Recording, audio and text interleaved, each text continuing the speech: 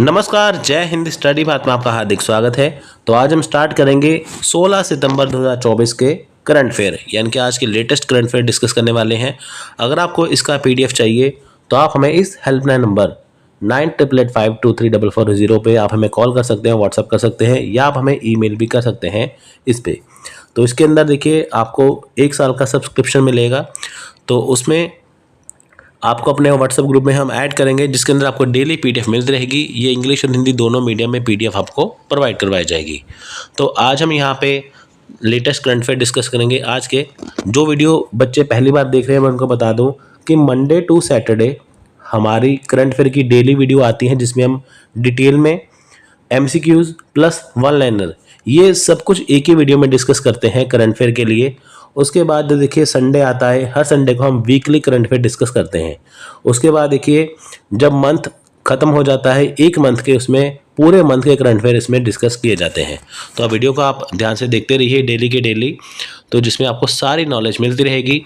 तो देखिए ये करंट अफेयर हर एग्ज़ाम के लिए ज़रूरी है, जैसे UGC net, set, teaching exam, defence, SSC, bank, railway, all state government exam के लिए ज़रूरी है। इसमें कंप्लीट आपको चीज़ें मिलने वाली हैं, ठीक है। तो देखिए वैसे तो ये हिंदी और इंग्लिश दोनों में ही हमारी पीडीएफ है, लेकिन कभी मैं इसे हिंदी में करूँगा तो कभी इंग्लिश में इसे कवर करूँगा, ठीक है। तो आज देखिए हम यहाँ पे पहले इसके डिटेल में करेंगे। जैसे डिटेल हो जाएगी फिर इसके हम क्वेश्चन आंसर करेंगे। उसके बाद हम इसके वन लाइनर यहाँ पे स्टार्ट करेंगे, ठीक है। तो आप यहाँ पे देखते रहिए। पहले मेरी वीडियो हिंदी में आएगी, उसके बाद जैसे डिमांड आएगी तो हम इसको इंग्लिश में भी कवर करेंगे। तो चलिए स्टार्ट करते हैं। पहली न्यूज़ वो है union bank of India PCF में शामिल होने वाला पहला प्रमुख बन गया। देखिए जो पहला प्रमुख बैंक कौन बन गया पीसीएफ में शामिल होने वाला, यूनियन बैंक ऑफ इंडिया। अब देखिए इसकी डिटेल देखते हैं यहाँ पे। यूनियन बैंक ऑफ इंडिया ने 9 सितंबर 2024 को partnership for carbon accounting financials यानी कि पीसीएफ में शामिल होकर एक महत्वपूर्ण कदम उठाया है, जिससे वह अपनी अप्रत्यक्ष उत्सर्जन को कम करने की दिशा में प्रतिबद्धता जताने वाला पहला प्रमुख भारतीय बैंक बन गया। देखिए ये जो यूनियन बैंक ऑफ इंडिया है, तो 9 सितंबर 2024 को ये पीसीएफ में शामिल हो गया। तो इसमें क्या हुआ है कि यह महत्वपूर्ण कदम है। कदम क्यों है? देखिए जो इसके अप्रत्यक्ष उत्सर्जन है, इनके इनडायरेक्ट जो उत्सर्जन है उसको कम करने के लिए, यानी कि देखिए इनका जो लोड है वो बहुत ज़्यादा है, उसको कम करने के लिए एक भारतीय प्रमुख बैंक यहाँ पे बन गया। यह कदम बढ़ते वैश्विक जलवायु जोखिम प्रबंधन फोकस और भारतीय रिजर्व बैंक यानी कि आरबीआई द्वारा जलवायु जोखिम प्रकटीकरण पर जारी मसौदा दिशा निर्देशों के अनुरूप है, ठीक है। तो यह कदम जो वैश्विक जलवायु है, ठीक है, यानी कि जो वर्ल्ड क्लाइमेट है उसके प्रबंधन के ऊपर जो फोकस करना है, और जो आरबीआई है भारतीय रिजर्व बैंक, उसके द्वारा जो जलवायु जोखिम है, ठीक है, क्लाइमेट का जो जोखिम है, तो उसके ऊपर जो दिशा निर्देश जो दिए गए हैं उसके अनुरूप यहाँ पे है। तो देखिए आपको ज़्यादा कुछ करने की जरूरत नहीं है, सिर्फ आप ये याद रखिए कि पीसीएफ में शामिल होने वाला पहला प्रमुख बैंक कौन सा है इंडिया का, वो है यूनियन बैंक ऑफ इंडिया। क्योंकि इतना डिटेल में करने की जरूरत नहीं है, सिर्फ आप इतना ही कर सकते हैं, ठीक है। सो नेक्स्ट देखिए पीएम मोदी ने हरित हाइड्रोजन पर दूसरे अंतर्राष्ट्रीय सम्मेलन का उद्घाटन किया। देखिए दूसरा अंतर्राष्ट्रीय हो सकता है आपको यहाँ पे क्वेश्चन पूछे कि हरित हाइड्रोजन यानी कि जो ग्रीन हाइड्रोजन है उसका जो दूसरा अंतर्राष्ट्रीय सम्मेलन है उसका उद्घाटन किसने किया, तो वह श्री नरेंद्र मोदी जी, ठीक है। क्वेश्चन घुमा के भी ऐसे पूछ लेते हैं। आप यहाँ पे देखिए फोटो देख सकते हैं, ठीक है, ये इसका लोगो है। तो देखिए प्रधानमंत्री नरेंद्र मोदी ने 11 सितंबर 2024 को हरित हाइड्रोजन पर दूसरे अंतर्राष्ट्रीय सम्मेलन का वर्चुअल उद्घाटन किया। इस मौके पर केंद्रीय नवीन और नवीनीकरणीय ऊर्जा मंत्री प्रहलाद वेंकटेश जोशी, केंद्रीय पेट्रोलियम और प्राकृतिक गैस मंत्री हरदीप सिंह पुरी, भारत सरकार के प्रधान वैज्ञानिक सलाहकार प्रोफेसर अजय कुमार सूद सहित अन्य गणमान्य व्यक्ति उपस्थित थे। देखिए ये आपको याद करना है, लेकिन मेन ये है कि ग्रीन हाइड्रोजन यानी कि हरित हाइड्रोजन का जो दूसरा अंतर्राष्ट्रीय सम्मेलन है उसका उद्घाटन किसने किया, नरेंद्र मोदी ने। तो आपको ये याद रखना है, कब किया, 11 सितंबर 2024 को। सो देखिए नेक्स्ट यहाँ पे क्वेश्चन है, नेक्स्ट यहाँ पे आज का करंट अफेयर है। राजनाथ सिंह ने जोधपुर में IDEX 24 एक्सपो का उद्घाटन किया। तो आप इसमें फोटो देख सकते हैं ये वाली। तो देखिए रक्षा मंत्री जो हमारे हैं राजनाथ सिंह जी, उन्होंने 12 सितंबर 2024 को जोधपुर में, देखिए IDEX का कहाँ पे उद्घाटन किया, जोधपुर में उद्घाटन किया। ठीक है, तो भारत रक्षा विमानन प्रदर्शनी IDEX 4 का उद्घाटन किया। यह आयोजन भारतीय वायुसेना के बड़े बहुराष्ट्रीय हवाई अभ्यास तरंग शक्ति 24 के साथ मेल खाता है। यानी कि देखिए जो ये आयोजन है, तो देखिए यह आयोजन भारतीय वायुसेना के बहुराष्ट्रीय हवाई अभ्यास तरंग शक्ति 24 के साथ मेल खाता है। अब देखिए यहाँ पे किसका यहाँ पे उद्घाटन किया है, IDEX 24 का। तो ये मेल किससे खाता है, तरंग शक्ति 24 के साथ। ठीक है, 24 के साथ ये मेल खाता है।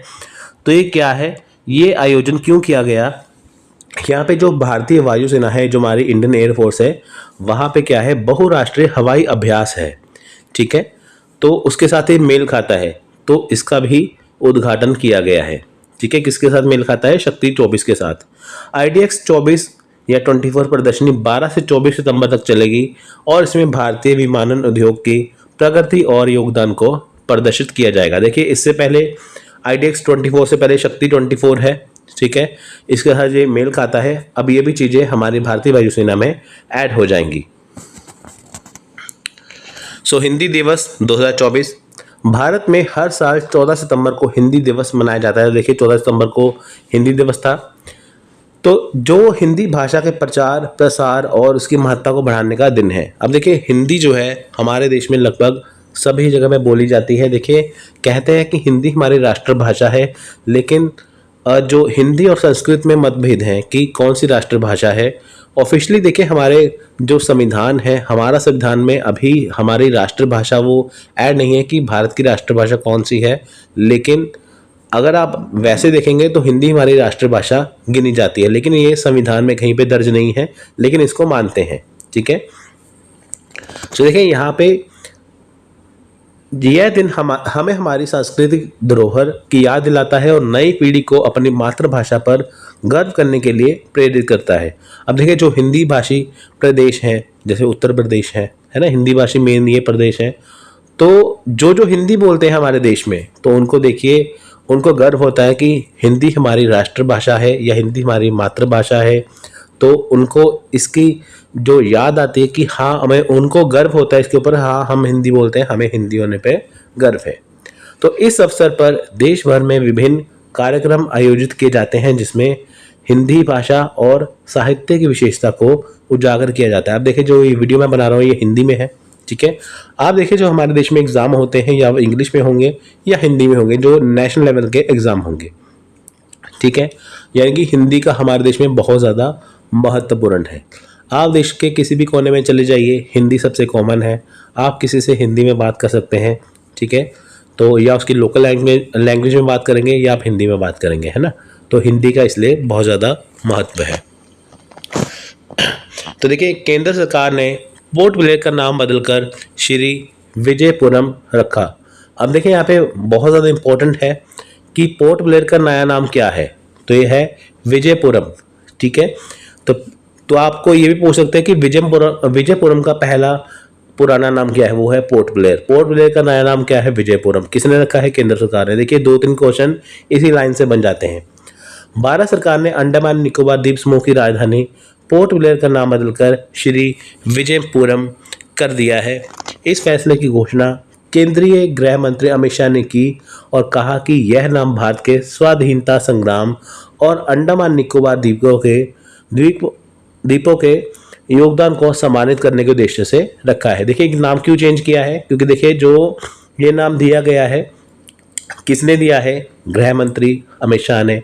क्यों दिया है, क्योंकि देखिए जो हमारा इंडिपेंडेंस जो फाइटर है ना, जो स्वाधीनता संग्राम के जो फाइटर्स थे, है ना, तो वो कहाँ पे थे। ठीक है, वो देखिए हमारे देश में पूरी जगह पे थे। और अंडमान निकोबार के जो द्वीप समूह है, उन्होंने भी यहाँ पे हमारे जो स्वाधीनता संग्राम है उसमें योगदान डाला था, उनको सम्मानित करने के उद्देश्य थे इनका नाम श्री विजयपुरम रखा गया है। गृह मंत्री ने अपने पोस्ट में बताया कि प्रधानमंत्री नरेंद्र मोदी के गुलामी के प्रतीकों से देश को मुक्त करने के संकल्प करने के तहत ये निर्णय लिया गया। अब देखिए इन्होंने ये कहा कि जो पोर्ट ब्लेयर नाम इसको चेंज किया जाए, क्यों? क्योंकि यहाँ पे जो फ्रीडम फाइटर हुए हैं उनका योगदान बहुत है, तो उनके योगदान को सम्मानित करने के लिए इसका नाम बदल दिया गया। और देखिए बहुत सारी चीज़ों के ऐसे नाम बदलेंगे जहाँ पे हमारे जो फ्रीडम फाइटर हैं उन्होंने जो योगदान दिया है उसको सम्मानित करने के लिए बहुत सारी चीज़ों के नाम यहाँ पे बदले जाएंगे, अंग्रेजों के दिए गए नाम यहाँ पे चेंज हो जाएंगे। सो नेक्स्ट यहाँ पर देखिए Algeria BRICS new development bank में शामिल हुआ। अब देखिए जो अल्जीरिया है किसमें शामिल हुआ? Algeria BRICS new development bank में।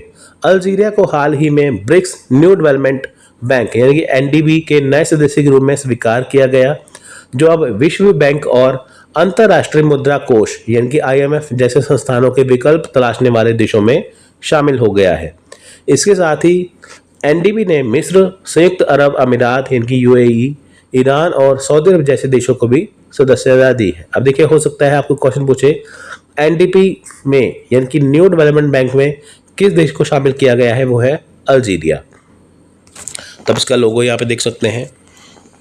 सो देखिए नेक्स्ट है नेहल वोरा को सीडीएसएल का एमडी और सीईओ फिर से नियुक्त किया गया। SCHIL का ट्रेडिंग डेब्यू। अब देखें नेहल वोरा को central depository service India limited CDSL के एमडी और सीईओ के रूप में पुनः नियुक्त किया गया। पहले भी यही थे, अब फिर से इनको चूज किया गया है CDSL के नए प्रमुख के तौर पे। वोरा जो 24 सितंबर 2019 से देश की एकमात्र सूचीबद्ध डिपॉजिटरी का नेतृत्व कर रहे हैं का दूसरा 5 साल का कार्यकाल 18 सितंबर 2024 से 17 सितंबर 2029 तक होगा। अब देखिए पहले भी यही थे, 2019 से 2024 तक, फिर से नियुक्त किया गया है 2024 से 2029 तक। तो उनकी नियुक्ति को 29 अगस्त को भारतीय प्रतिभूति और विनिमय बोर्ड सेबी द्वारा मंजूरी दी गई थी। तो देखिए फिर से आपको एक चीज़ बता दूं कि CDSL के नए प्रमुख कौन है, नए एमडी कौन है, सीईओ कौन है? वो है नेहल वोरा। किसको फिर से नियुक्त किया? नेहल वोरा को। देखिए क्वेश्चन घुमा फिर आके पूछ सकते हैं, बस आपको इसकी जानकारी होनी चाहिए। देखिए गोयल ने निर्यातकों को समय पर सेवाएं उपलब्ध कराने के लिए 2 पोर्टल लॉन्च किए। अभी कौन है गोयल? ये है पीयूष गोयल। आप इनकी फोटो यहाँ पे देख सकते हैं। देखिए केंद्रीय वाणिज्य एवं उद्योग मंत्री पीयूष गोयल ने शुक्रवार को व्यापार मंडल की तीसरी बैठक की अध्यक्षता करते हुए 2 ऑनलाइन पोर्टल लॉन्च किए। इन पोर्टल का उद्देश्य सेवाएं समय पर, पारदर्शी और तरीके से प्रदान करना तथा वाणिज्य विभागीय कार्यालयों में आने वाले लोगों की संख्या को कम करना है। देखिए इन्होंने जो हमारे उद्योग मंत्री हैं पीयूष गोयल जी, पहले रेल मंत्री भी रह चुके हैं, अब इन्हें उद्योग मंत्री बनाया गया है। तो इन्हें शुक्रवार को तो यहाँ पे व्यापार मंडल की तीसरी बैठक की है। तो आप सिंपल सी बात समझिए, उद्योग मंत्री पीयूष गोयल जी है, तो उन्होंने व्यापार मंडल की बैठक की अध्यक्षता करते हुए 2 ऑनलाइन पोर्टल लॉन्च किए हैं कि ताकि इसमें जो सेवाएं प्रदान की जा रही है उसमें पारदर्शिता आए और लोगों की संख्या कम हो विभाग में जाने के लिए। देखिए जैसे किसी को काम पड़ता है तो उसके ऑफिस में जाते हैं ना व्यापार मंडल के, तो यहाँ पे उनको जाने की जरूरत नहीं है, वो घर बैठे ही पोर्टल से अपना काम कर सकते हैं। तो उसमें सारी पारदर्शिता दिखेगी। इनका उद्देश्य वाणिज्य विभाग और इसके हितधारकों के बीच शून्य स्पर्ध की दिशा को आगे बढ़ाता है। लॉन्च किए गए पोर्टलों में से एक जन सुनवाई है और जो हितधारकों को शिकायत निवारण संबंधी सभी जानकारी और सेवाएं ऑनलाइन प्रदान करता है। देखिए यहाँ पे जो पोर्टल लॉन्च किए गए हैं उसमें एक जन सुनवाई है। अगर मान लीजिए किसी को कोई शिकायत है तो वो यहाँ पे जाके ऑनलाइन अपनी शिकायत को दर्ज करवा सकता है।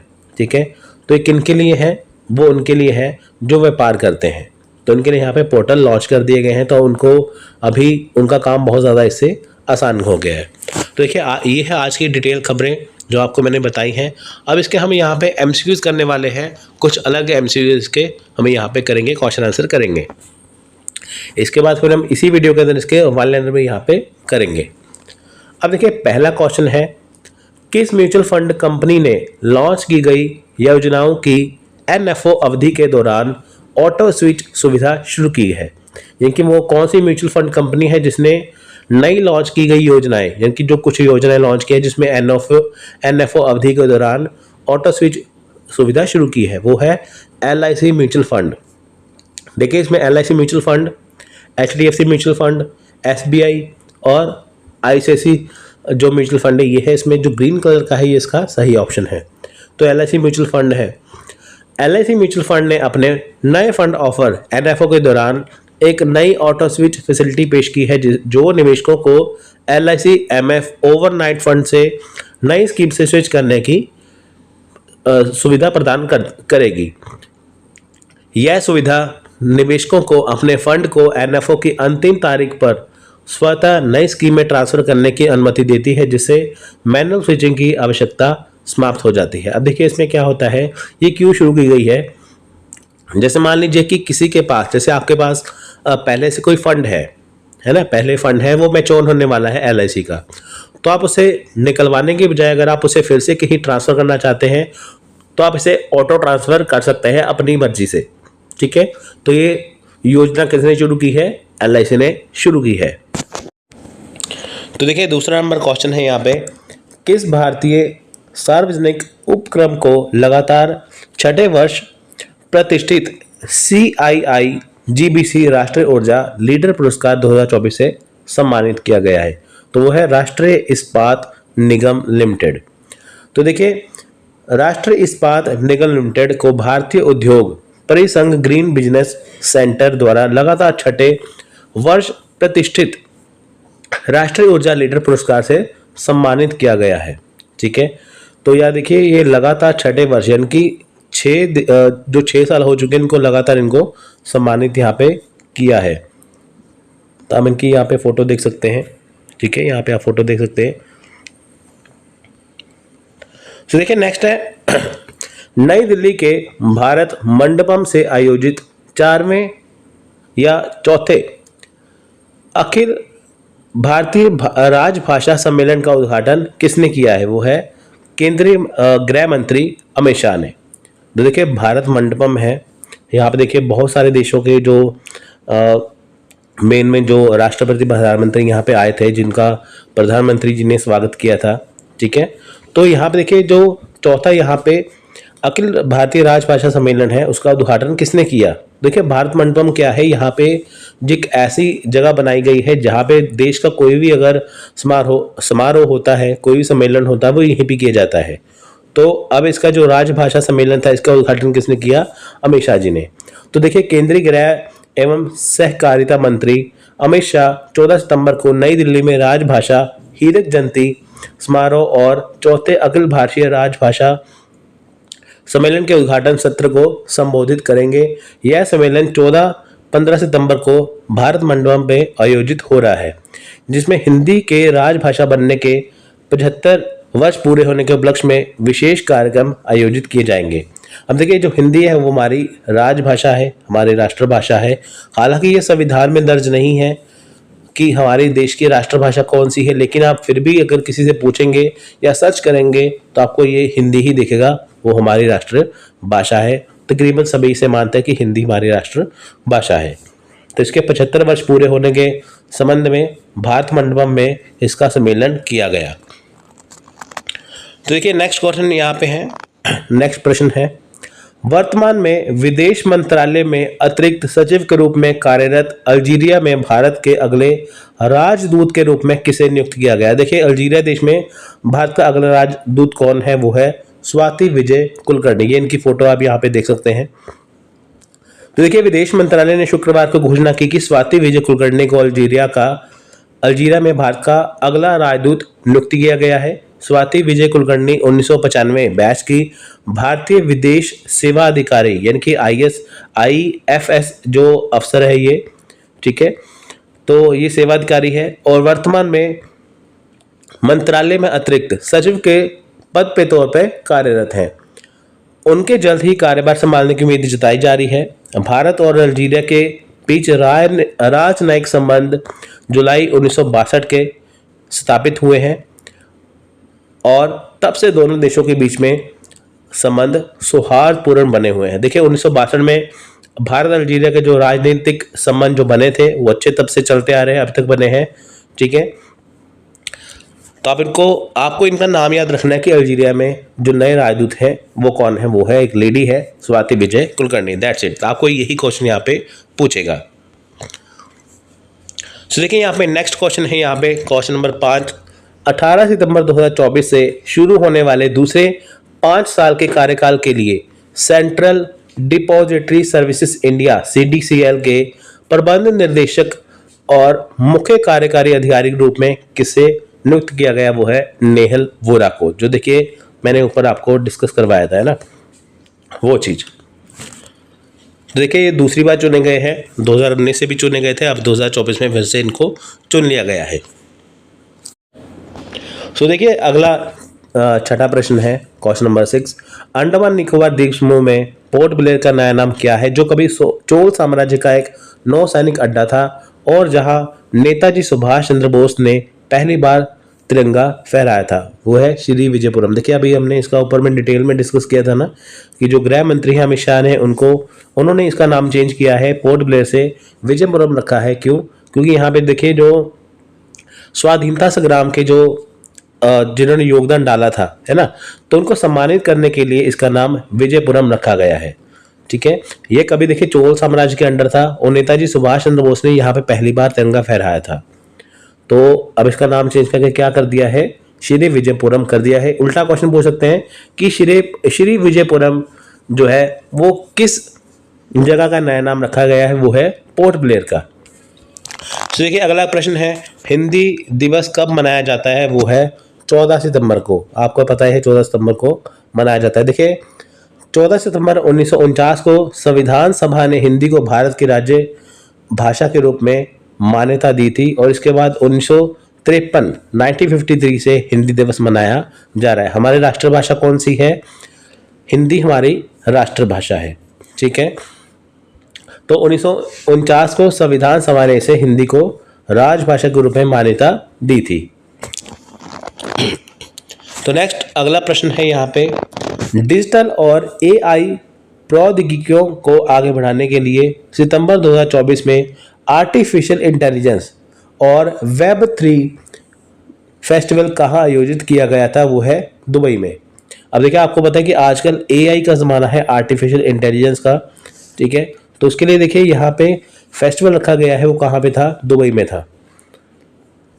ठीक है, तो आप यहाँ पे देख सकते हैं फ्यूचर टेक वर्ल्ड कप का पहला क्वालिफायर राउंड 10 जुलाई 2024 को दुबई AI कैंपस में सफलतापूर्ण आयोजित किया गया। इस आयोजन के दौरान 10 पूर्व योग वैश्विक स्टार्टअप ने अपने विचार प्रस्तुत किए, जिसमें मोमेंट, नेटल और आरबी ने ग्रैंड फिनाले के लिए क्वालिफाई किया। मोमेंट को स्वच्छ ऊर्जा में नवाचार के लिए, नेटल को AI संचालित डिजिटल ह्यूमन के लिए और आरबी को बेहतर डाटा और AI मॉडल के लिए सम्मानित किया गया।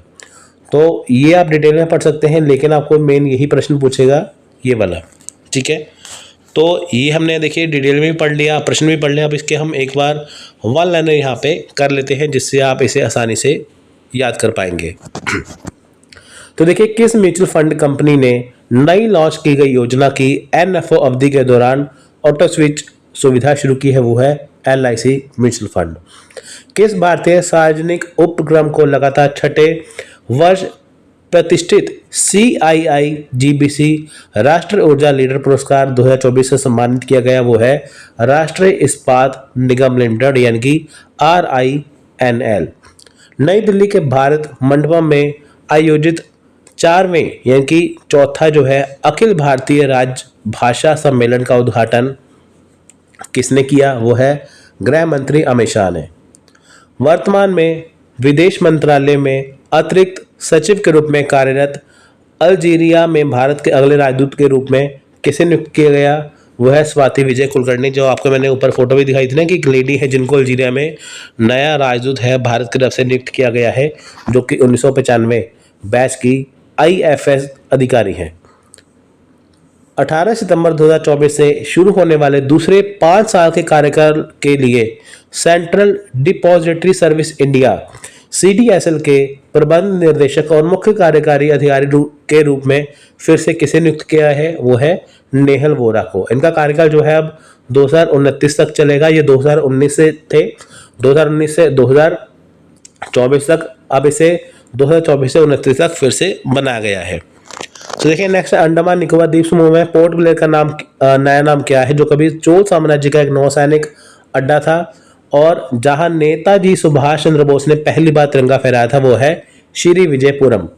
हिंदी दिवस कब मनाया जाता है? 14 सितंबर को। डिजिटल और एआई प्रौद्योगिकी को आगे बढ़ाने के लिए सितंबर 2024 में आर्टिफिशियल इंटेलिजेंस और वेब 3 फेस्टिवल कहाँ आयोजित किया गया था, वो है दुबई में। 75 वर्ष की आयु में प्रवीण गॉर्डन का निधन हो गया है। प्रवीण गॉर्डन जो एक प्रमुख भारतीय मूल के दक्षिणी अफ्रीकी राजनीतिज्ञ और रंगभेद विरोधी कार्यकर्ता थे, को भारत के विदेशी भारतीयों के लिए सर्वोच्च सम्मान भारतीय प्रवासी भारतीय सम्मान किस वर्ष मिला, वो है 2010। उस बहुराष्ट्रीय सैन्य अभ्यास का नाम क्या है जिसमें भारतीय नौसेना का P-8I विमान ऑस्ट्रेलिया से भाग ले रहा है, वो है म्याम ककाडू। ठीक है, तो देखिए आज हमने यहाँ पे डिस्कस कर लिया है पूरा। इसमें देखिए हमने डिटेल में भी करंट अफेयर कवर किए हैं, फिर उसके बाद देखिए हमने यहाँ पे क्वेश्चन आंसर भी कवर किए हैं, उसके बाद देखिए हमने यहाँ पे वन लाइनर भी यहाँ पे हमने कवर कर लिए हैं। तो ये थी आज की वीडियो। आई होप आपको ये समझ में आई होगी, अच्छी लगी होगी, आपको बहुत सारी नॉलेज इसमें मिलती रहेगी। ठीक है, आप डेली हमारे साथ बने रहिए। हमारे YouTube चैनल स्टडी पाथ को सब्सक्राइब करिए, बेल आइकन प्रेस करिए, जिससे हम आपको जैसे ही वीडियो डालें आपको उसका नोटिफिकेशन मिल जाए। मंडे सैटरडे आपको देखिए ऐसे ही वीडियो मिलेगी। उसके बाद वीक को हर संडे हम इसका वीकली करंट अफेयर भी इसका करेंगे। तो देखिए इसके बाद ही इंग्लिश मीडियम स्टार्ट हो जाता है। ये सेम खबरें आपको इंग्लिश में मिलेंगी। तो आप अगर आपको इसका PDF चाहिए तो आपको हमें इस हेल्पलाइन नंबर पर आपको हमें कांटेक्ट करना है, व्हाट्सअप करना है, जिससे हम आपको इसका सब्सक्रिप्शन देंगे, अपने व्हाट्सएप ग्रुप में ऐड करेंगे। आपको डेली के डेली सारे PDF इसमें मिलती रहेगी। So take care. जय हिंद, जय भारत।